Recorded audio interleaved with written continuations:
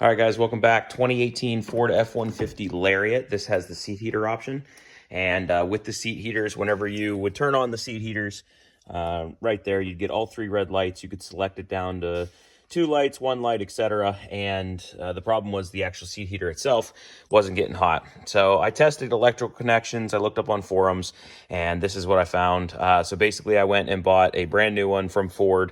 Here's the part number because everybody always asks. But it's LL3Z14D696B. It's a seat heater element. It's $46.44. Whenever you call them, they are going to ask the 2018 F-150, the details, and they're going to ask you what the last 8 of your VIN are. So it is specific. On mine, it's just a rear or a bottom seat element. I bought it from Ford, and I immediately plugged it in, and I'm going to show you how to do that. It has a green cable on it, or a green connector. And that connector goes right there. This green connector, I'm trying to do this right there. I disconnected the green connector. I plugged in the new one. I turned it on and I put my hand on it, and within seconds it was getting hot. The old one could be on for an hour and wouldn't be hot at all. So I knew that that was my issue, and I knew that that corrected it. So again, that's the part number for mine.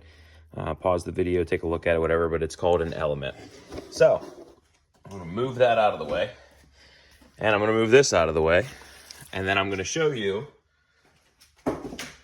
what the actual, or the process is.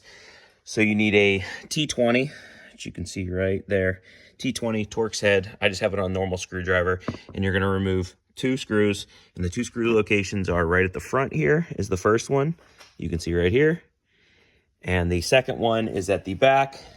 I'm not going to show you, but it's directly behind here, and it goes vertical in. Those are the 2 screws. You'll be able to see it easily.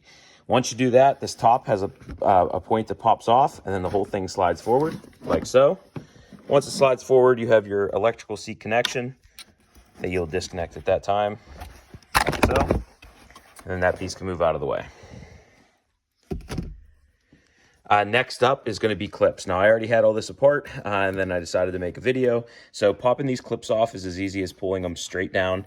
They are all clipped on all the way around the bottom of the seat where this fabric and everything is. No special tools or anything is needed, although some of them do kind of hurt a little bit when you're pulling on them. But there's a bunch that go across. There's one here, and then this here is actually part of that seat heating element. It goes all the way across to this side. And pop all those off. The last one is right here. And once you pop all those off, you're able to lift up the entire seat and cushion and the heating element. Then all I do is, I'm going to have my assistant hold the camera for me. Go ahead and hold that right there. Then all I do is grab one corner, push down, and it started popping up.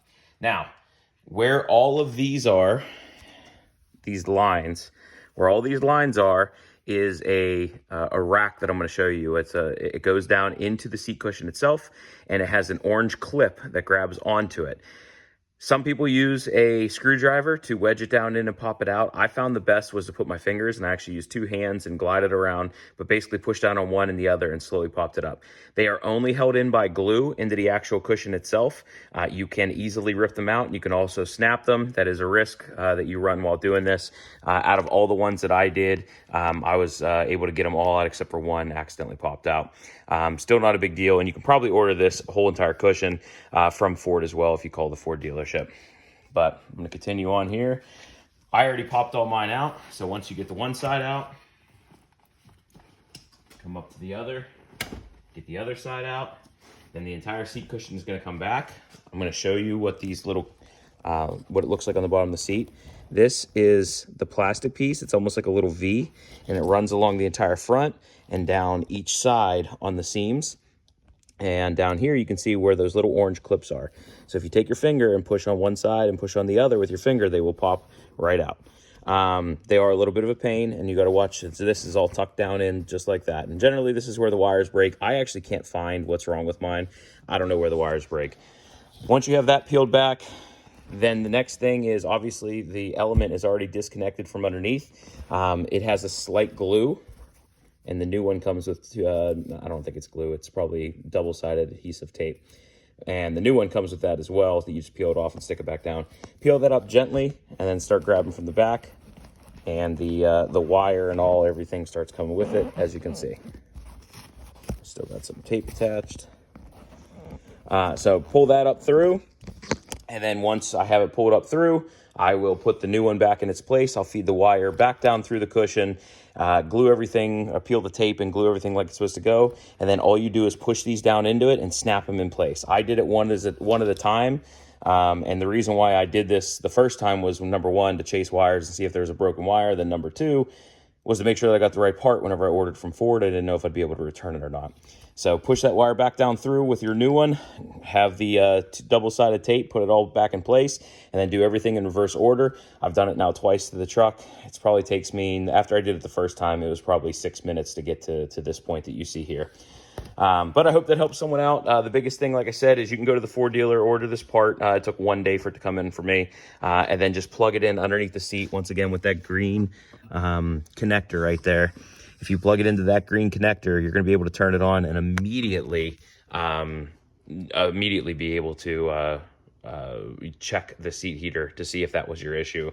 Like I said, within probably 60 seconds of having the truck on and the heater on, it was burning my hand. So obviously this one doesn't do that. Something's wrong with it. Don't know what it is. Of course, I have like 38,000 miles on the truck, so no warranty or anything for it. And I didn't even ask the dealer how much they wanted to fix it. I just knew I was going to fix it myself after posting other videos and helping other people out. So I hope this helps someone out. Don't forget to like and subscribe. And if you have any questions, hit me up and I will respond. All right, thanks guys. See ya.